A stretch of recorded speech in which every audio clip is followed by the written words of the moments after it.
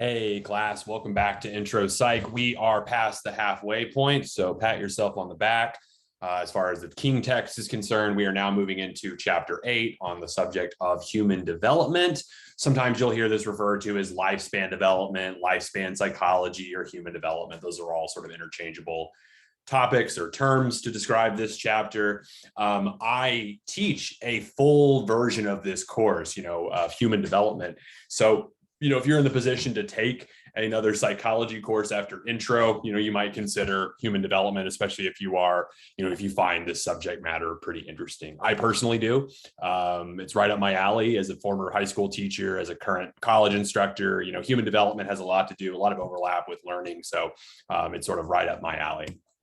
So this chapter, we're going to explore a few things. A few topics, sort of exploring the overall topic of development. Then we'll look at specific types of development. We're going to focus on physical development, how the body changes from birth to death. And that's the thing it's important to remember that when we say the lifespan, we're really talking about birth all the way to death. And really, honestly, we are talking about development, about change, about events that are happening even prior to birth. So we'll look at physical changes, we'll look at cognitive changes, says development, but another way of thinking about that is changes. We'll look at socio-emotional, gender, moral, and then we'll talk about, obviously if we're talking about lifespan, the end of the lifespan for all of us is death. So we'll talk about that, how we grieve in regards to death, and then also ways that you can make your development more active, more involved, and kind of increase your longevity.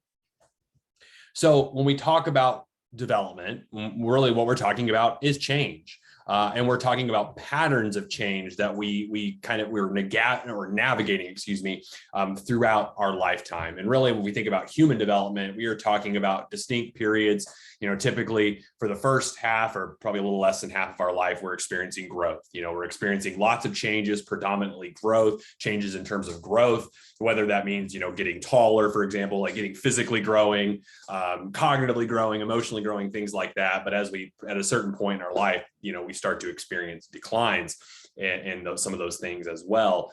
Like you'll reach a certain point in your age where you'll start to experience, for example, loss of muscle matter, muscle mass as opposed to gaining it. Same thing with like cognitive abilities. Your cognitive abilities will reach a peak at a certain point and then begin to decline. When and how fast they decline ultimately is up to a lot of factors, how well you take care of yourself when you're younger, genetics, environment, all kinds of things like that.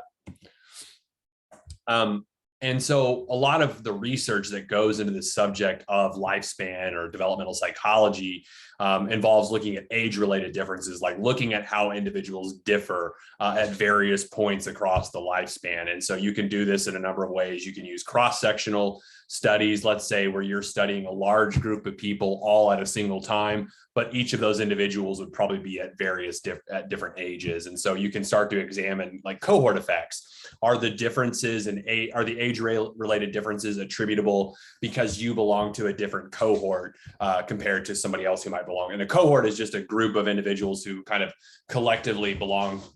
Maybe for development's sake, we might be talking about age range. So like, your cohort might be like Gen X or Gen Z or Boomer, depending on, what time period you grew up in. So we can see the effects depending on which cohort you belong to.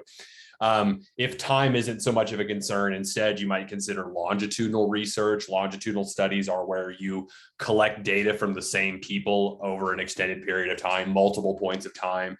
So you might start by collecting data from a person when they're 10 years old, but for the next 40 years, you're collecting data every like 5 years or so. I mean, depending on the kind of project that you're working on.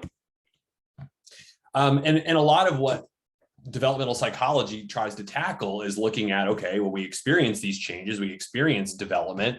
Well, what is responsible for that development? How do we explain the development? We can try to explain it in terms of nature, in terms of biological inheritance, like the genes we inherit from our parents. But we also, have this side, the other side of the equation is nurture. How much do our experiences and environment matter? And for the longest time, it was sort of considered nature versus nurture, like it's one or the other if we're trying to explain differences. But ultimately, it's nature and nurture, like who you are as an individual and how you progress through the lifespan has a lot to do with both. It's not nature or nurture. It's some unique combination of the two.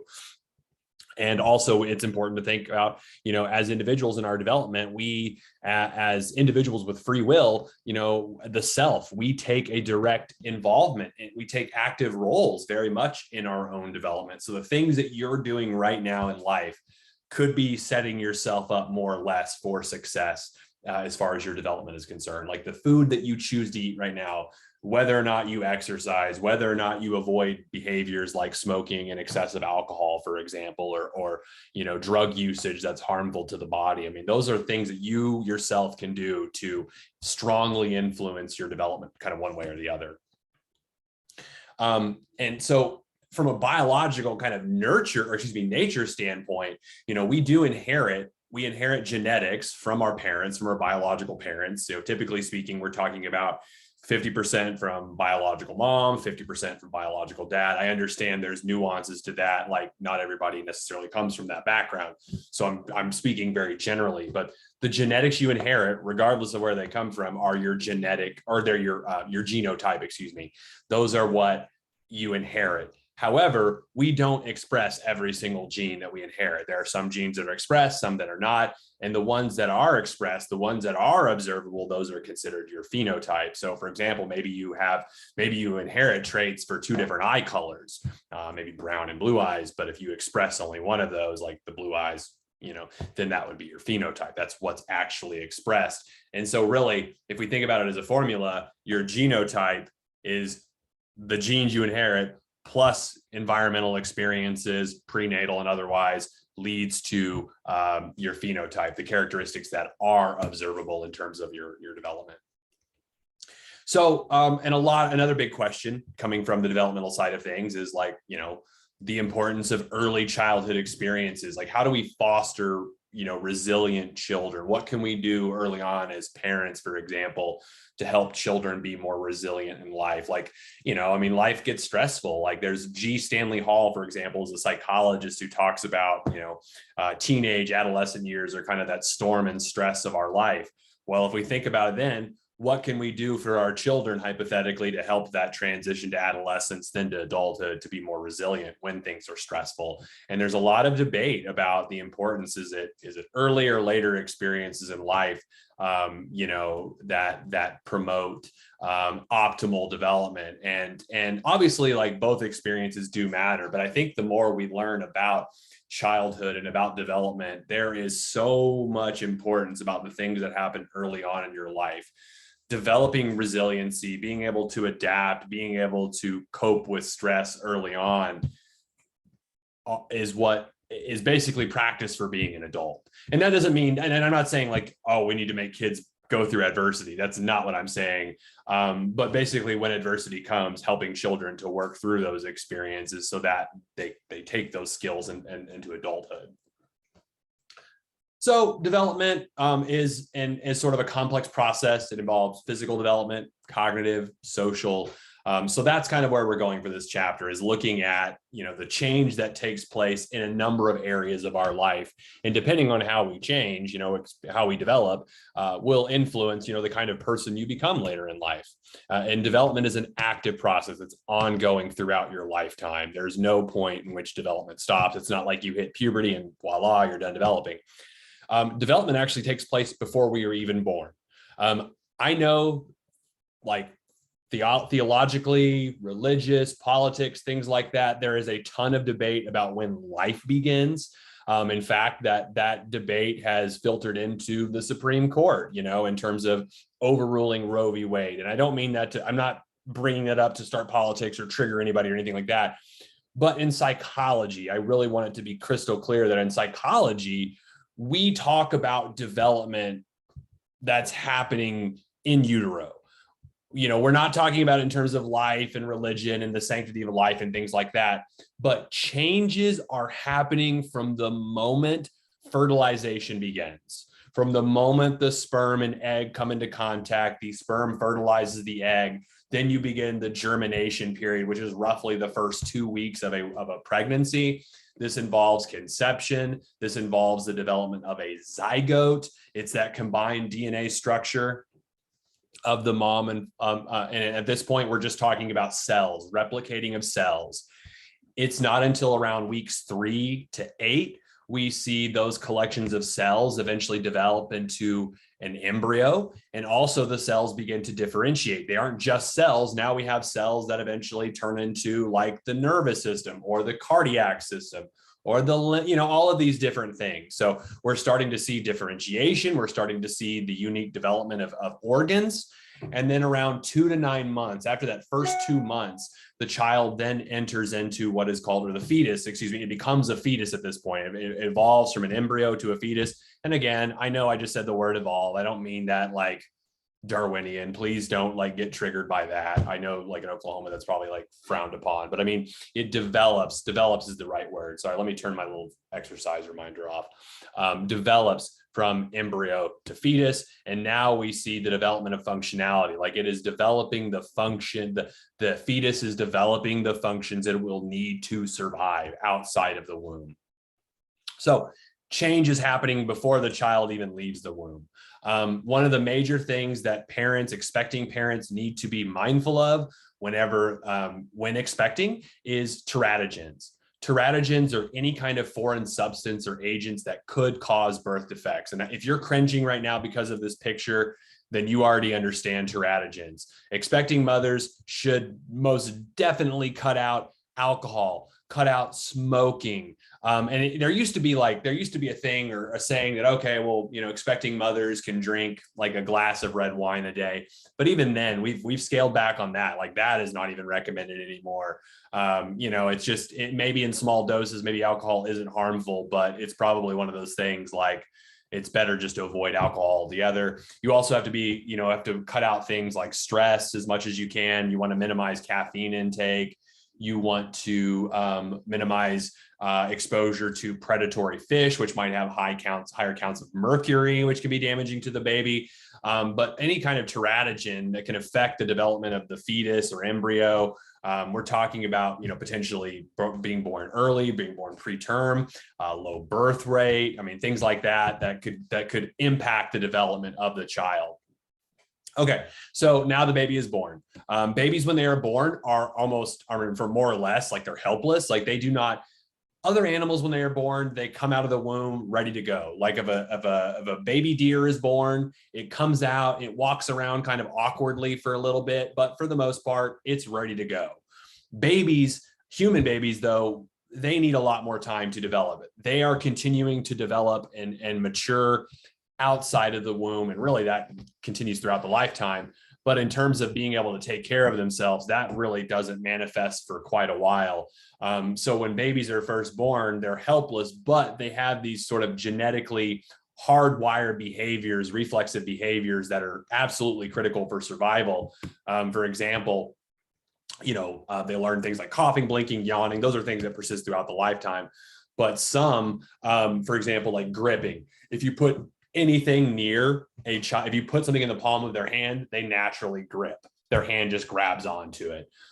Rooting, if you touch a child's cheek, they naturally turn towards it. So if you stroke a baby's cheek, they naturally turn towards it. Same thing with like a sucking reflex, the Moro reflex, being startled. I mean, these are all just things that babies kind of come pre-programmed ready to do, and they're important in terms of aiding in survival. Children when they're first born, infants when they're first born, their perceptual and motor movement is almost non-existent. Like they don't know how to crawl quite yet. They have to learn to turn themselves over, learn how to pick themselves up, like sit up on their own, learn how to crawl, learn how to stand up, learn how to walk. So it's really a lot of change in that first year, but essentially they're learning how to gain control of basic motor movement. They're overcoming the limitations of gravity. And really, you know, these motor skills initially are simply there to kind of aid in those early kind of goal setting the child might have, which is, oh, hey, I see this toy across the floor I want to go get. Well, now I'm motivated to move myself, and they kind of figure out, okay, if I crawl, if I kind of make my body move in this way, I get that toy, gets reinforced. they're going to keep doing it. This is also contributing to perceptual learning how to use their eyes, learning how to use their, their mouth, their ears, their eyes. So as they're exploring the world via motor development, they're at the same time exploring it with their sensory and perceptual development as well, learning how to look. Children, when they're first born, are almost blind, but as their eyes develop and their brain develops, they're much better at seeing. And as their vision develops, they start to develop preferences in terms of like what they like to look at. Like, for example, children, infants they prefer to look at their mother's face, their caregiver's face, or their father's, or whoever, than just random people or random objects, especially faces. And they start to distinguish between the faces that are familiar and those that are not, as they continue to age. The brain is undergoing a ton of development, especially as children are born. All the way up. Our brain is developing all the way through puberty, up until about 25, 26. But a ton of development is happening very early on in infancy, especially what we're talking about is more myelination, myelinating those axons to speed up transmission, more connections, synaptic overproduction. Basically, there's more synaptic connections maybe than necessarily we need, which eventually leads to synaptic pruning, kind of working into that, that just the right number of neurons and synapses and connections. And this sort of brain development is very much the result of both nature and nurture. It is not one or the other. Like, yes, some of that is influenced by, the genes you inherit, but it's also influenced by all of these vast new experiences of being in the world. So this is the connections, the dendrites, the axons making connections as the child ages, as the infant progresses, say from birth all the way to almost a year and a half or a year and a quarter, I suppose. You can just see that the dendritic connections are getting more and more. They're getting more and more vast as the child ages. And then we see this kind of and we see a lot of the development is happening fast, especially with like the development of the visual cortex, auditory cortex, prefrontal cortex, and it kind of spikes around those first couple of years, makes a decline, spikes again, and then after that, mostly declines for the remainder of our years. But those really, again, it just illustrates the importance of those first few years in life. As we progress from infancy to childhood, now to adolescence, which for the most part is a pretty unique period in life. Like for most of human history, adolescence did not exist. Like for most of human history, there was not a period between childhood and adulthood. Like, you were a child, then you were an adult. You basically moved from childhood to an adult when you could work and when you could help your family out. But now we live at a time where most people are given the opportunity to kind of continue to develop in between those years. We call them the teenage years. We call them adolescent years. We describe it as puberty, where there is a ton of physical development taking place. We're talking about your body is preparing for sexual maturation. Your skeleton, your muscles are developing into the systems that they will be when you're an adult. But sexual maturation, that does not mean that cognitively you are ready to engage in sex and have children and all those things. It just means, physically speaking, you can now produce children. But that does not mean that you should have children. Just because you start, puberty at like 15 does not mean 15-year-olds should be out having children. Not at all. Early adolescence usually is marked by the beginning of puberty. Lots of changes, increases in testosterone for both males and females, but we see more testosterone in males. Testosterone produces genital development, increases height, leads us to voice changes. We also see estrogen or estradiol. That is found in men and women as well. However, we typically see more estrogen in individuals who are born female at birth.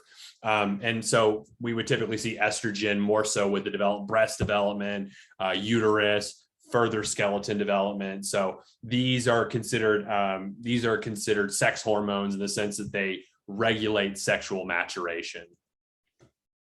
As far as brain development goes, we haven't talked about Piaget. Sorry, I almost jumped ahead.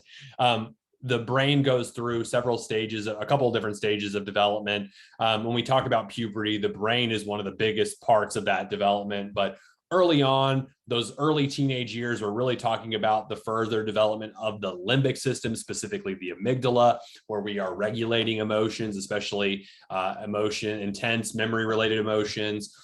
Later in puberty and adolescence, we start to see more of the development of the prefrontal cortex, which is situated here in the frontal lobe. And this is what allows us to to reason, plan, make decisions, all those higher cognitive function.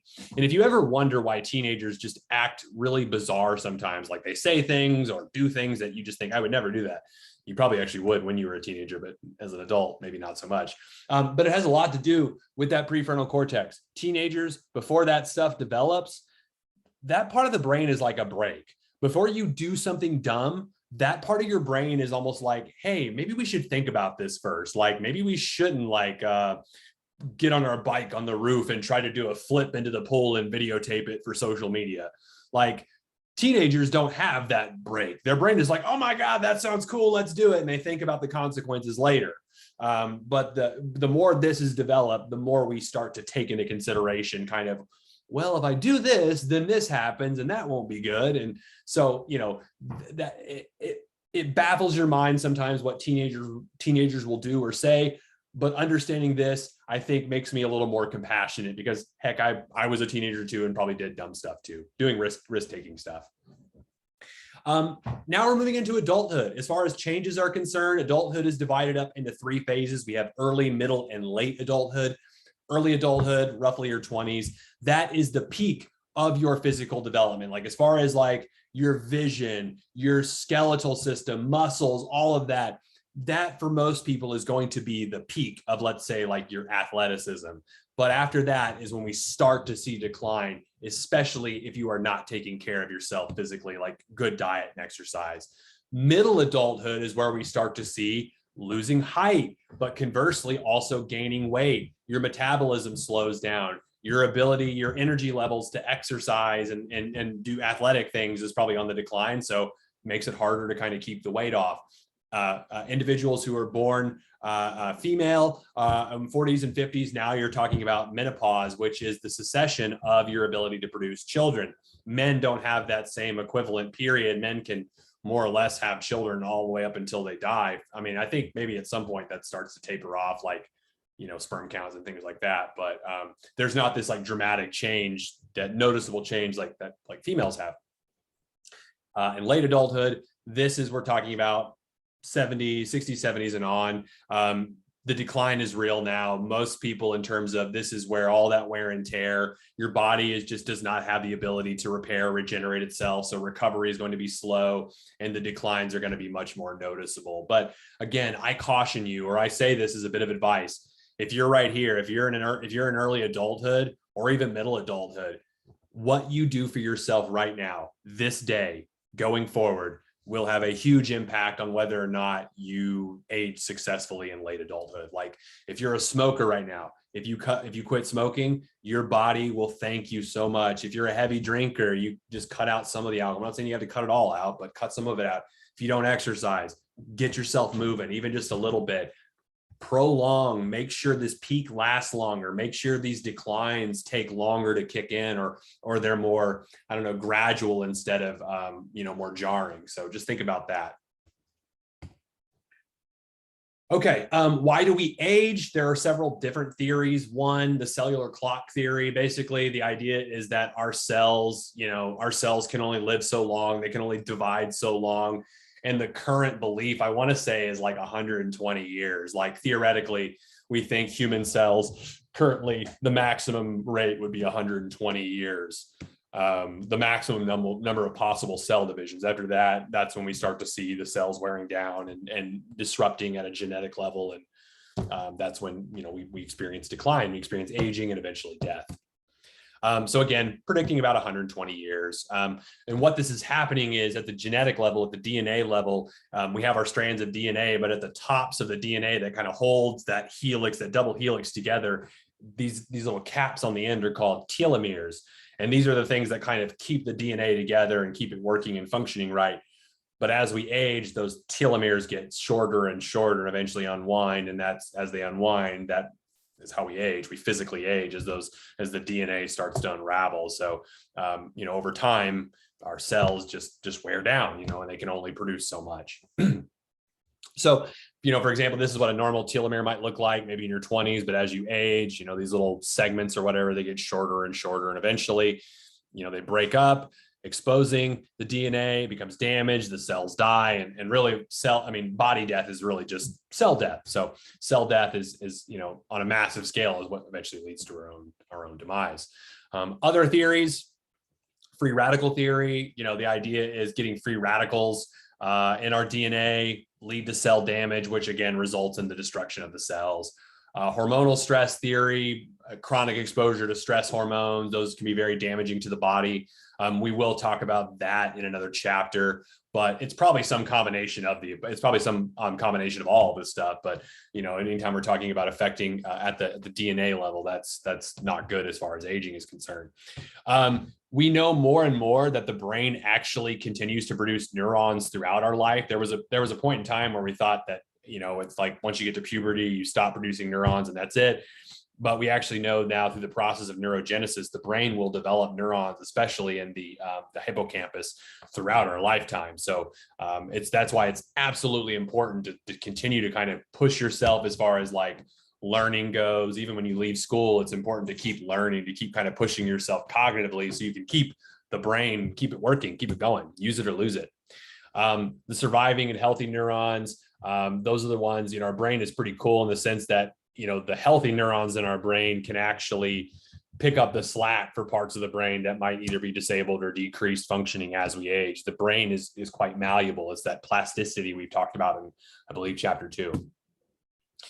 We do also see, as we age, we see a reduction of lateralization. Both hemispheres begin to be used more equally. What we're really saying here is that some functioning could be lateralized, like language, for example, is typically lateralized to the left hemisphere of the brain. But as we get older, we need more of the brain to do the same stuff. It takes more brain effort, it takes more cognitive effort. So cognitive development, how does that change? How does the way we think change throughout our lifetime? Cognition from previous chapters is just a fancy word for thinking. We're going to talk about Jean Piaget. Piaget, his theory of cognitive development is still in use today. Like when I teach lifespan development, we still talk about Piaget. When I used to teach pre-service teaching classes for the University of Oklahoma, we taught Piaget to prospective teachers, because this theory really holds up really well about trying to understand how the way we think evolves or changes across the lifespan. So Piaget was a constructivist, a philosophic constructivist, in the sense that he believed that children actively, when they engage with their environment, are actively constructing how they understand the world around them. They develop schemas or expectations or mental concepts for how we see the world around us. And based on experiences, we either assimilate new information into our existing schema, or if something doesn't quite fit into that schema, we accommodate, we make adjustments to perhaps create an entirely new schema altogether. So here's an example I'm going to use. Picture my dog Pumpkin here. When children are born, when they're first born, let's say if you're born in your house and you have a dog in your house, and you look at and you have a schema for dogs, and you think to yourself as a young child, well, my dog has a tongue that hangs out, they wag their tail, they're furry, they've got 4 legs, but let's say if they went over to grandma's house and grandma has an animal with a tail and it sticks its tongue out sometimes and it has 4 legs, but this one is a cat. And if the child goes over there and says, ooh, that's a doggy, just like mine, they have the schema for dogs, which all the definitions are met, but then mom or dad says, well, no, actually, this is a cat. There are other animals that have 4 legs and fur too. And so in this case, the child would then accommodate that schema. They'd have the schema for animals, accommodation for dogs, accommodation for cats. In this case, they've expanded their understanding of animals in this case. So Piaget talked about cognition changing in 4 unique stages that happen in the first roughly 12 years of life. So from birth all the way to 2 years, he called this the sensory motor stage. And it's exactly like it sounds. Children are learning to think about the world by coordinating their senses with their movements. As they learn to move their body and as they learn to use their senses, their eyes, their ears, touch, taste, smell, all of those things, that is how they're developing schemas or understanding about the world around them. So they're learning about the world. However, there are some limitations at this stage. One, they're probably not using language yet, so there's some limitation on the kind of thinking. But children, as their brains are developing, especially in those like first 3 or 4 months of life, they are experiencing the phenomena of object permanence, meaning if something like if you hold up an object to a child and then you hide it, like playing peekaboo, for example, they literally think it's gone. Like if you cover your face like this and then come back like that, they're like, oh my God, for a second, I thought you were gone. That's why games like peekaboo can be so entertaining for children. Like they're thrilled by it. But eventually, as their brain develops, they kind of figure out, okay, you're hiding behind your hands. The object is behind your back or whatever. So, and they're progressing slowly but surely across those 2 years from just reflexive action, motor movements now to symbolic thought. And that is the beginnings of language, which is then introducing the second stage, pre-operational. They're now capable of using symbolic thinking, words, images. They are somewhat egocentric at this phase. And I don't mean this like as in they're like self-centered jerks or something mean like that. I just mean like children at this stage it's very difficult for them to take other people's perspectives. They think really almost exclusively in terms of their own experiences. So if you ask like, I don't know, a 4-year-old, like, hey, why does the sun go down? They might say something like, well, the sun goes down at night so I can go to bed. You know, nothing to do with like the laws of physics or any, it doesn't have anything to do with anybody else. It's about them and they can go to bed because they go to bed when the sun goes down. They're more intuitive in terms of their thinking. They're not quite learning like rules and grammar yet, but they're getting there. So this is an example of object permanence I mentioned earlier. You show the object. If you then occlude the object, cover it up, the baby's like, whoa, where is it? And roughly that's only about the first 3 to 4 months of life. After that, they stop falling for the trick. By 7 to 11, they're entering what is called the concrete operational phase. Now, the previous stage, the pre-operational, individuals at that stage struggle with conservation tasks. Conservation tasks, I want to see if there's a slide. I think there's a slide on, yes, here it is. Sorry, I wanted to make sure. So a conservation task, if you took, let's say we have 2 glasses, we have these 2 glasses here. They're the same size and they are filled up with the same amount of water. But if you took one of those glasses and poured it into a taller, skinnier glass, someone at the previous stage, at the pre-operational stage, might still think that the taller glass contains more water. They are unable to reverse. They are unable to conserve the properties from one symbol or from one system to another. It's not until this concrete operational stage that they realize, oh yeah, it's the same amount of water. Like they can perform the operation and they can reverse the operation. So really, this is the years in which children can really start to handle math problems. They can legitimately actually start doing math in a way that's not just like rote memorization. They can start to reason logically in very concrete terms. They're good at classifying things. They struggle with abstract reasoning. That's really not until the formal operational phase, roughly the teenage years. And according to Piaget, this is the stage that kind of sets you up for the rest of adulthood. And this is where individuals can now engage in abstract idealistic thought. Like you can ask someone who's 14 years old, for example, you can ask them to describe love or war or democracy or something like that. They're now able to engage in more hypothetical, deductive reasoning, logical. They're much better at handling logical situations. So yeah, it is it's a theory that still holds up quite a bit. There are some criticisms of Piaget, for example, like some in a lot of evidence shows that Perhaps Piaget underestimated infants' capacity for cognition. Like infants are probably a lot smarter than we actually think, and might even have this sense of like core knowledge, pretty early on in life.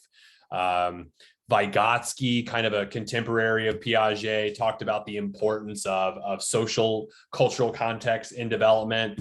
As children have experiences with experts, usually adults in this case, that kind of helps them through this process of scaffolding, helps them grow cognitively. Like, here's what you can do by yourself. Here's what somebody else can help you, or here's what you can do with the help of somebody else. Now let's bridge that gap.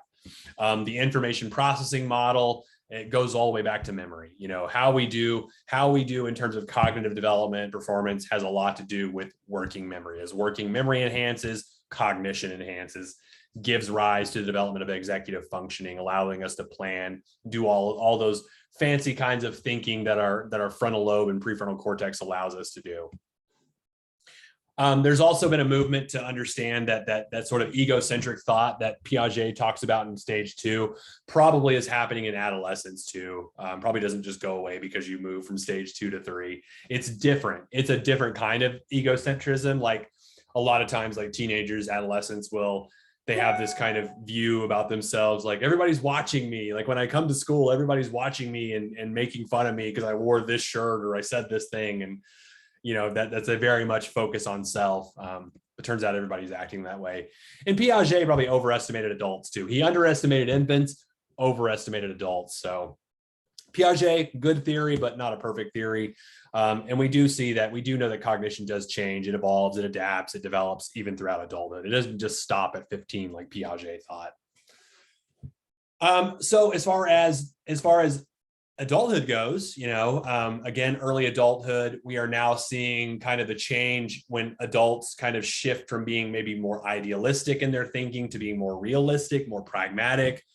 Like maybe when you're a teenager, you thought, oh, I'm going to do all these things, I'm going to save the world. But then you became an adult and you realize, oh yeah, I've got to pay bills and I've got to do all these other things. And to be more realistic, maybe I'll kind of tamper some of those bigger maybe dreams, but never put them up, never give up, keep going, keep living the dream. You start to reflect on worldview, philosophy, politics, things like that.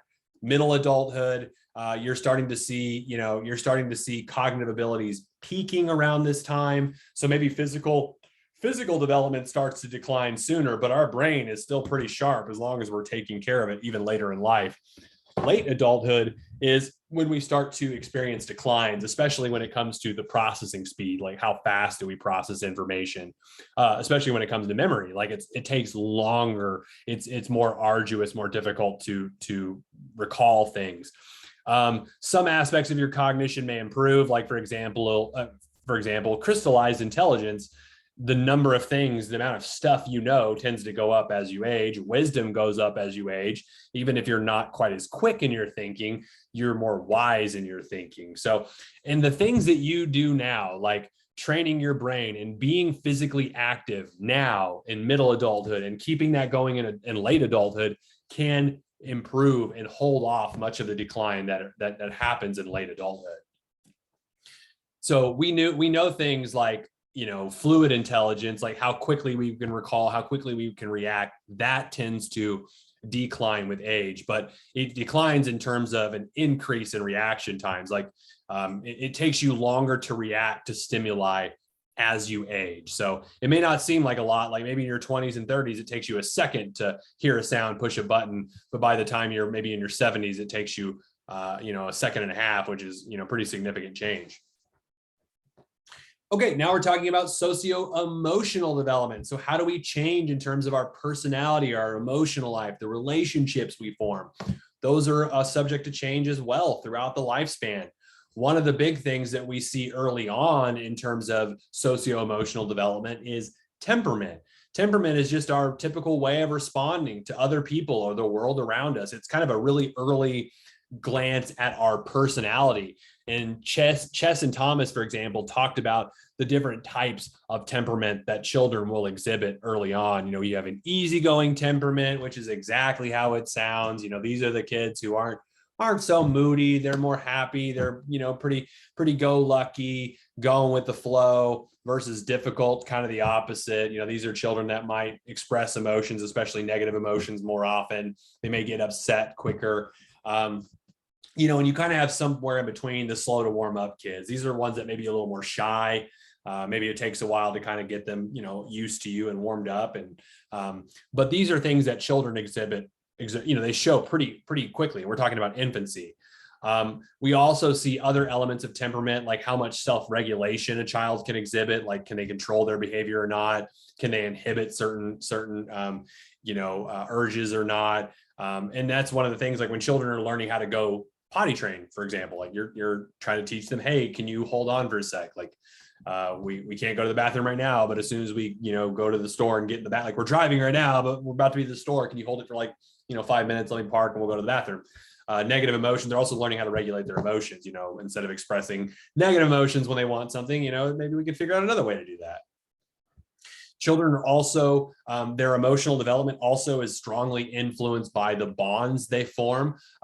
Emotional bonds that you form with your caregivers, whether that's your biological mom or not, your biological father or somebody else, lay the foundation for the kinds of relationships you will have later in life, for better or worse.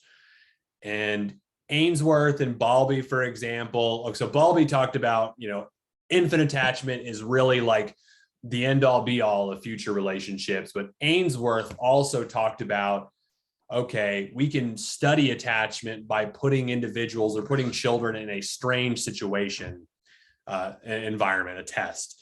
So basically what they would do is they would go to a laboratory, a room with some toys in it. And the caregiver would go in the room with their child and then leave them there. And then they would go watch the child, how they react, like in a two-way mirror, and record how they reacted when the parent left, and record how the parent left, or how the child responds when the parent returns. What they found is, children develop either secure or insecure attachments to their caregivers. For example, like if a child is upset at first, maybe they're like, oh, where'd mom and dad go? But eventually they kind of get over it and self-soothe, and maybe they go play. We would say that's more of a secure attachment. Like, yeah, maybe they're a little confused at first, but it's not going to like completely throw their day off if mom and dad leaves them alone for a few minutes. Insecure attachment, you might see children who, when mom and dad return, or before mom and dad return, they're upset. They're clearly upset. They're upset when mom and dad get back. They might ignore mom and dad, or they might be really aggressive, crying, thrashing, things like that. So, there are these attachments, according to Ainsworth, are very foundational. Same with Bowlby, very foundational for the kinds of relationships we might expect to have later on in life. However, this theory, it's a good theory, it's a good starting place, but doesn't necessarily account for cultural variations, temperament differences, things like that. So it's a useful theory to some extent, but does not tell us the whole picture. Harlow, not Jack Harlow, but Harlow, a researcher in the 1960s, studied attachment with rhesus monkeys. Rhesus monkeys, they were put into infant rhesus monkeys, were kept in captivity type setting, and they were kept in cages that were either had a terry cloth pseudo monkey mom, like this one here, that was obviously very soft to the touch, or they were put into a similar cage, but instead of having a terry cloth pseudo monkey mom, they had a wire framed monkey mom who would provide a bottle. And they wanted to know what breeds or what fuels attachment. Is it the nourishment, the soft touch, the affection they get, or excuse me, the contact, or is it the nourishment, like getting fed by your mother? And it turns out the contact matters a lot. Like simply just being fed, yeah, that's important in terms of just basic, living. We need to be fed, but the outcomes, the developmental outcomes, are so much better when we are not only nourished, but we are given intimacy. We're given contact, physical contact. So when they're given the choice to choose between the surrogate mothers, they're more likely to choose with the cloth mother, and they're more likely to spend time with the cloth mother over the wire mother.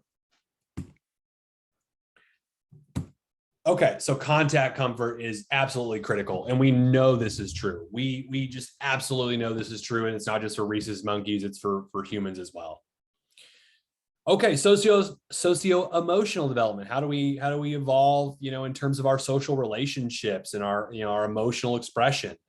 Eric Erikson from Hamburg, Germany, another theorist who has sort of paved the way for this understanding. He talked about development, socio-emotional development happening in 8 unique stages.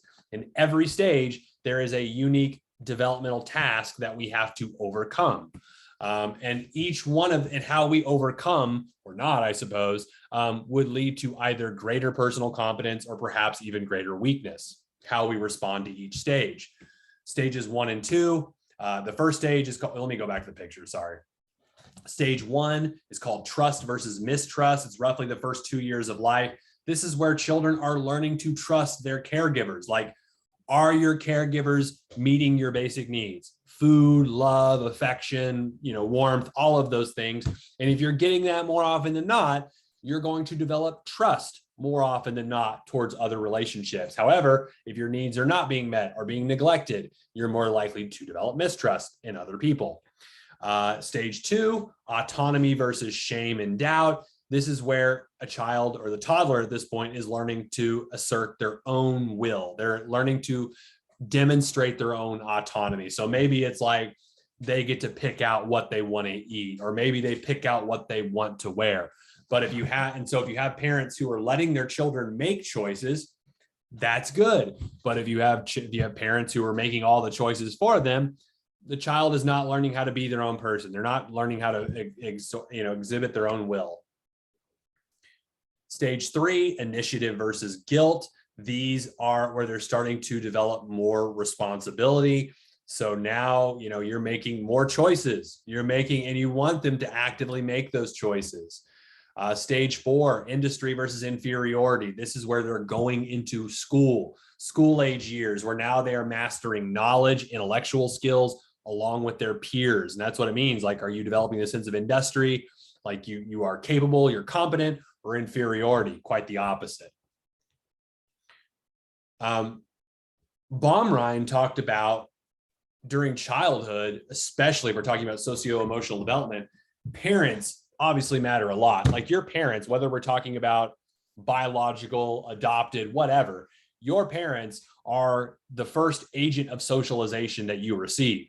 And depending on the way your parents parent you, that can have a tremendous amount of impact on your social skills, your ability to socialize and bond with other people. Authoritarian parents are like the drill sergeant parents. It's my way or the highway. They tend to be more restrictive. They tend to be punitive, meaning they punish their children. It's my way or the highway. And this type of parenting is pretty strongly related with children who lack initiative, lack social skills, mostly because their parents are the one doing it for them. They're telling them where to be, what to do, where to go, what to think, what to say. And so they may lack some of those skills later on in life. Authoritative is kind of the gold standard when it comes to parenting. This is when parents encourage their children to be independent. However, they do put limitations, they put limits, like, yes, I want you to go explore the world around you, but I'm obviously not going to let you go run out in the street without looking both ways, when you're like a 3 or 4-year-old. Like, that's not going to happen. And this is the kind of parenting that correlates pretty strongly with optimal development, greater social competence, social responsibility, more self-reliant children. Compare that to neglectful, which is exactly how it sounds, where you have parents who are just not involved in their children's life. This can even be criminal. Obviously, if you neglect your children to a certain extent, it becomes criminal. And it correlates, again, low self-confidence or low social competence, self-control, lack of self-control, lack of self-regulation. Permissive parents, this is like the parents, Regina George's parents in Mean Girls. They are there to be their children's friends, not their parent. They'd rather be your best friend than be your parent. They're involved, but they don't put many limits. And we see children who come from this kind of background tend to have poor social competence, lacking respect, lack of self-control. So authoritative tends to be the optimal outcome. Okay, now we're moving into stage 5 of Eric Erikson. Now we're getting into identity versus role confusion. Maybe you're watching this as a teenager or as a young adult. This is maybe where you're at right now in life. Maybe this is why you're taking college classes, because you're trying to figure out, what is my identity? Who am I? Where am I going? If you're asking those kinds of questions, you're actively searching for identity. If you're kind of struggling with those questions, maybe you're experiencing some degree of identity confusion. Marcia breaks this down into further 4 kind of statuses. We have identity diffusion, meaning we have figured out identity, or I'm sorry, identity diffusion means we're not looking and we don't have any kind of commitment to our identity. We're just going with the flow. Foreclosure means we have our identity and we're not looking any further. Like, this reminds me of kids who, let's say, in their teenage years, they adopt many of the beliefs that their parents have. Like they follow the same politics, the same religions, listen to the same music, like the same things. They have not necessarily explored other options. And I'm not saying that's a bad thing. I'm just saying that's just like maybe where they're at. Moratorium, on the other hand, is when you are exploring, but you're not committed. And a lot of times this is what we're doing in college. This is what college students are doing, or maybe high school students, as you're exploring new clubs and meeting new friends. Identity achievement is when you've made the commitment after you have done the exploration. But according to psychologists, we kind of go through cycles of this. Like, we don't just figure out our identity and there we go, it's done and settled forever. We might go through what are called MOMA phases throughout our lifetime. It's called MAMA phases. Moratorium achievement throughout your lifetime.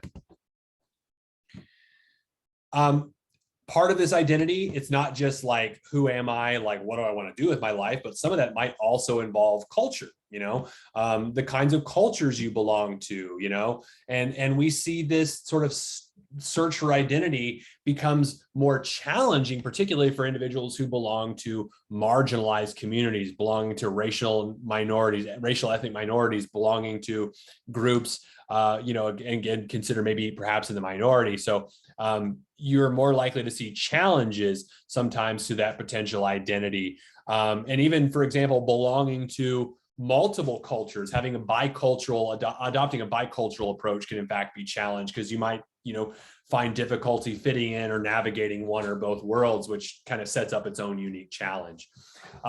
Peers and parents are huge in terms of identity formation, in terms of role, figuring out what we want to do. Parents are the primary agent of socialization, but as we age, peer relations become more and more important, like your classroom friends, the people on your sports teams, the people, of the same age.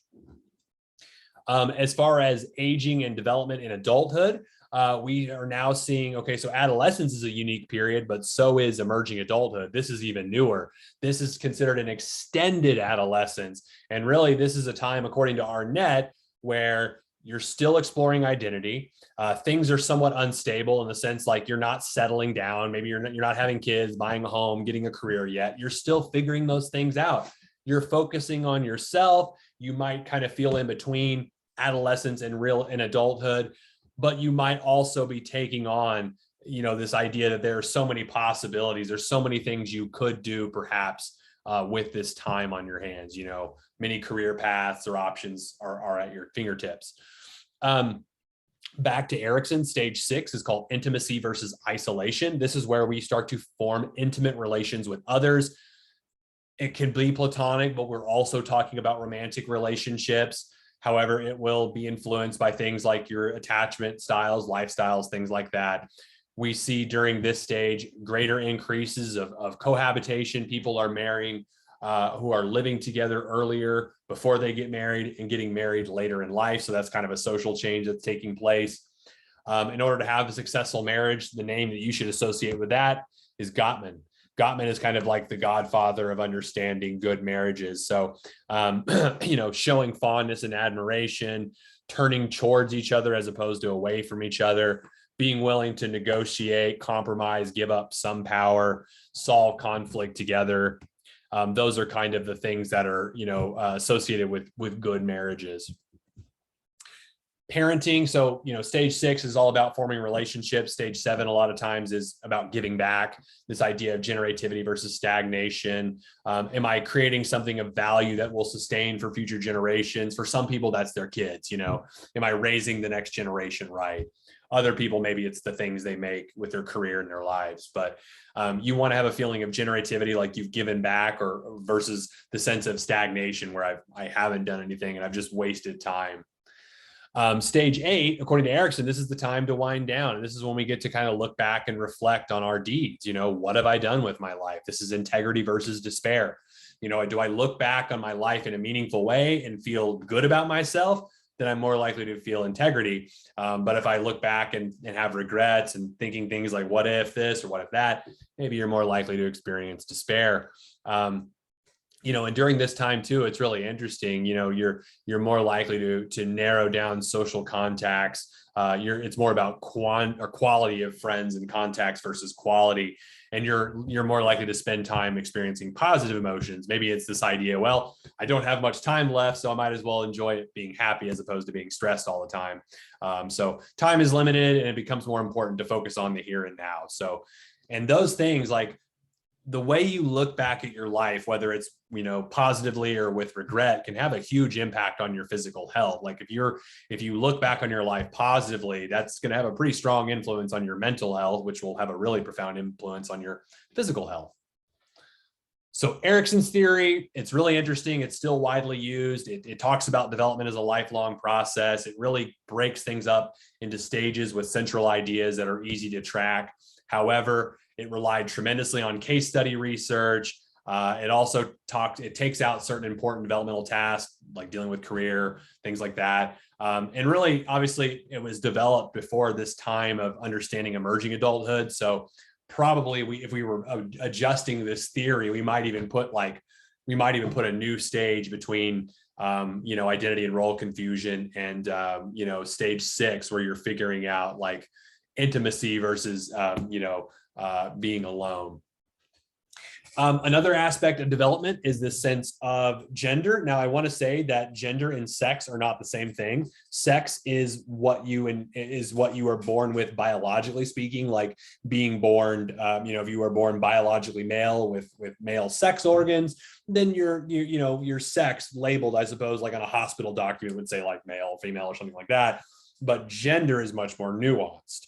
It's the social and psychological aspect of either being male, being female, being some combination of the two, or neither. It is a spectrum. And I know that's probably going to bother somebody listening to this right now, but turns out we know more about gender. It's not black and white. It is not binary.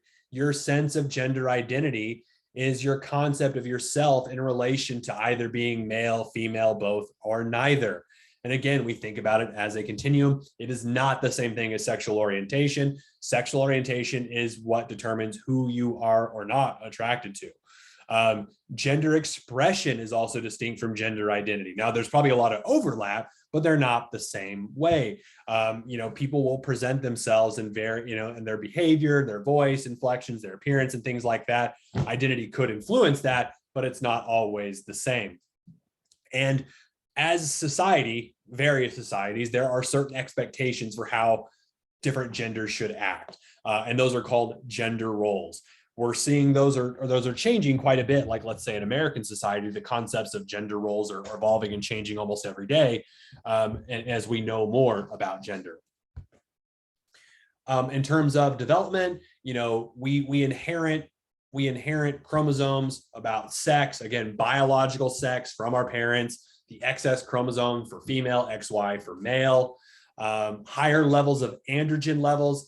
We end up seeing more sex hormones, which trigger male sex organs to differentiate from female sex hormones, vice versa, if we're talking about like estrogen, progesterone.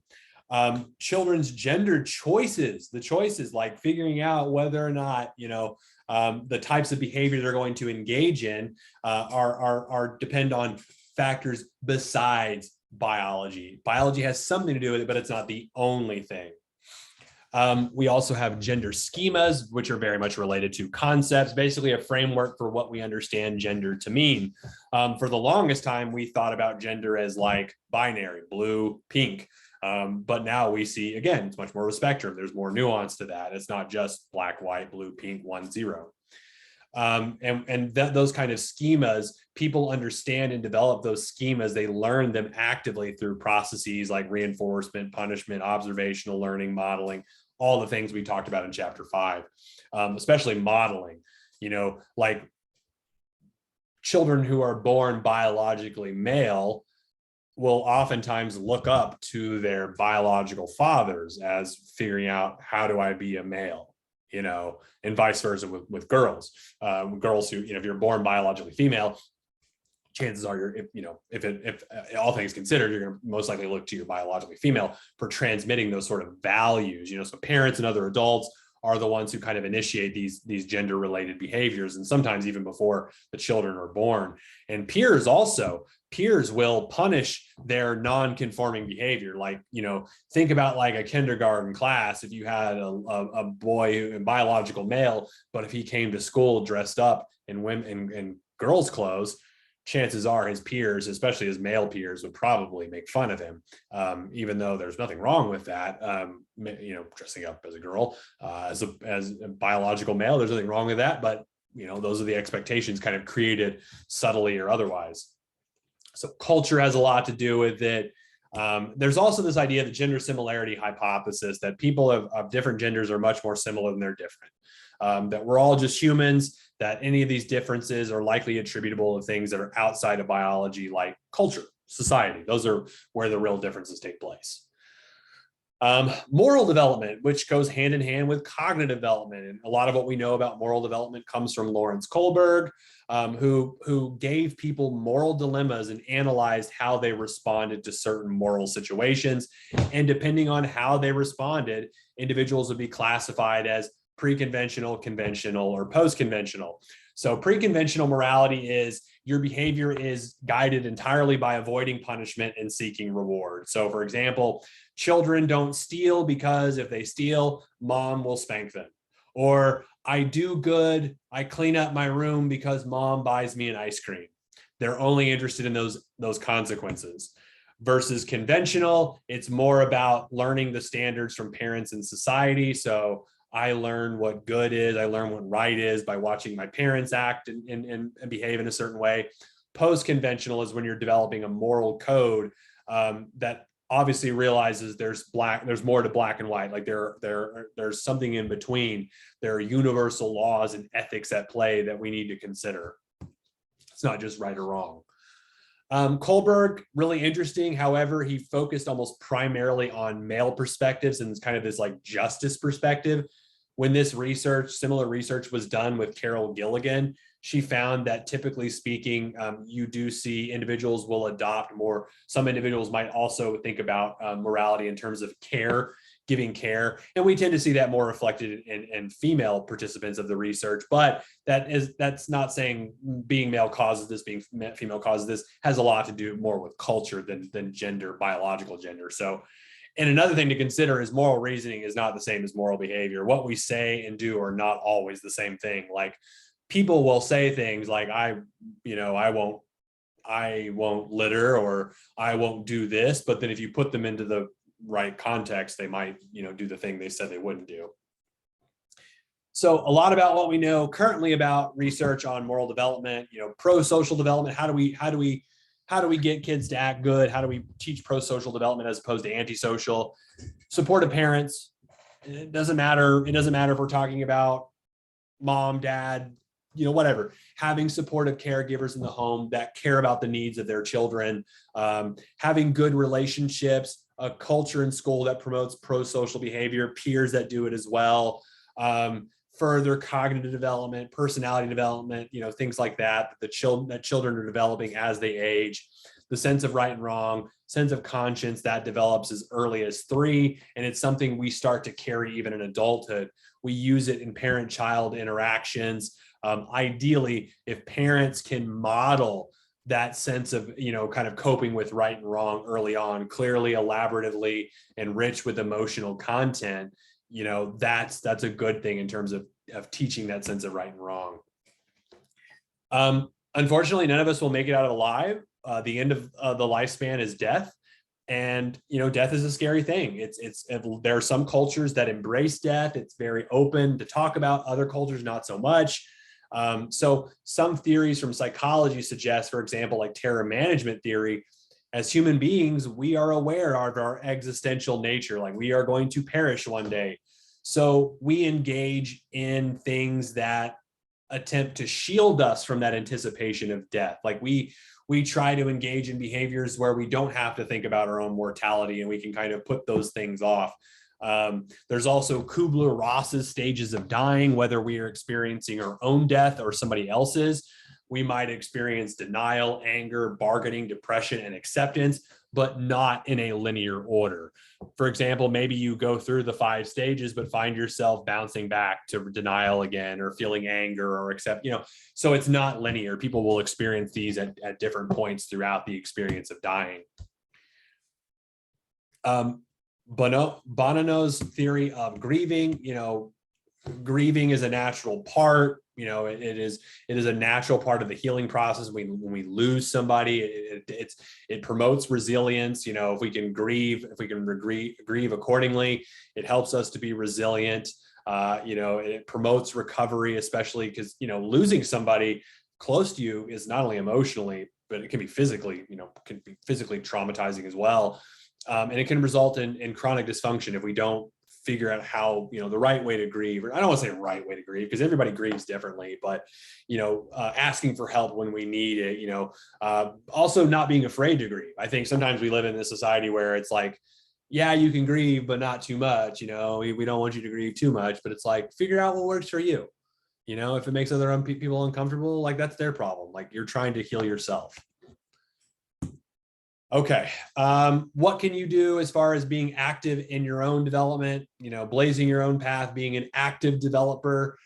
It is ultimately shaped by taking on life events head on, being active in your own development, not being passive, assimilating current experiences into your existing schemas, adding on via accommodation, basically meaning get outside of your comfort zone, keep learning, keep pushing yourself, keep growing, keep looking for opportunities to grow and to develop. Sorry, I saw like a little bird right outside my window, and it was like stealing my attention for just a moment. Be open to change, because change is inevitable. Your own body is changing at the cellular level. The body you were born with is not the same body you have right now. So being openness to change and being change is absolutely critical. That's going to do it for chapter number 8. We're past the halfway point. So again, pat yourself on the back. We'll be back for chapter 9. I believe that's motivation and emotion. So I'll see you on the other side. Take care. Bye.